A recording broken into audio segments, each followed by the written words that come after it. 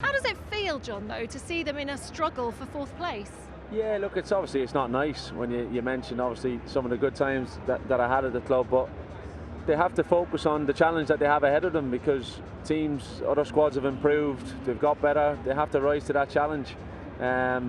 It's frustrating because I'm sure people are looking at maybe the quality in the squad and they sometimes can't get that right blend at the moment, but they'll have a chance to, it looks like there'll be a permanent manager coming in the summer, a chance to really refocus. There's players out of contract, so a real chance for maybe younger players too. They had a great result in the youth, they're into a youth cup final. Yeah. So look, the future's good, but they're not ready yet either. They are not that's ready, the thing, that's they're not for sure. ready. Ralph Rangnick, in his press conference, he says that he's perhaps sometimes been performing really, really well in training, but not being able to convert that onto the pitch. Now, he's such a talent. How much of a shame would it be if you just don't get to see his potential? And how big are these next two games, this game and the Champions League game, for him? Yeah, they're huge. As you mentioned, the manager speaking about him in the press conference, I think is a key sign of how he's performing in training, and obviously starting him today. Look, he's still very young, Marcus. He's obviously been on the scene now a few years. He can be electrifying, and he can be one of the most fearsome strikers in Europe, and that's what he's got to keep believing and keep telling himself.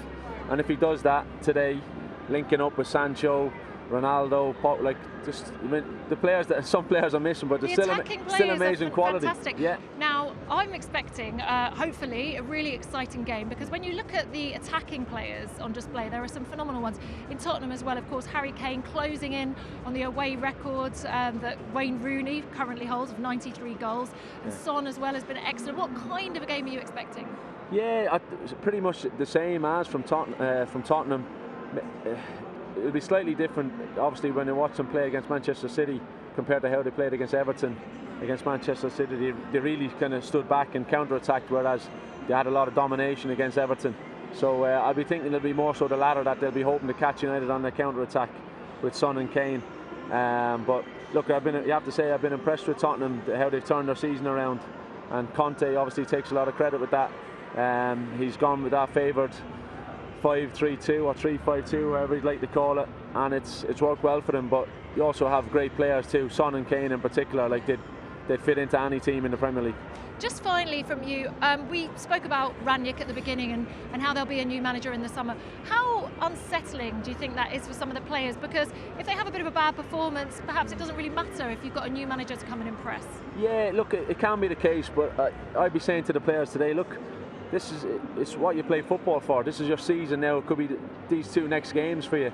You're going to be fighting for something. That top four places, obviously you want to be fighting for the league, but if that's not there, what's next best is the Champions League spots. Fight for that. You have a great chance today against a rival.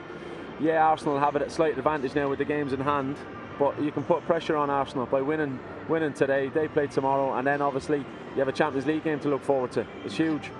Finally from me, score prediction, and who is more likely to finish higher, Tottenham or Manchester United? Look, I think whoever gets the win today, to be honest, I think will just take the momentum from it. So that's why I'm hoping United can just edge it 2-1. Okay. But it's going to be, as you said, I think it's going to be a very entertaining game. The attacking talent on show here today would mean I don't think the defenders will be too happy, but it's not. Hopefully, it's not a kiss of death for a 0-0, but I think we'll get lots of goals.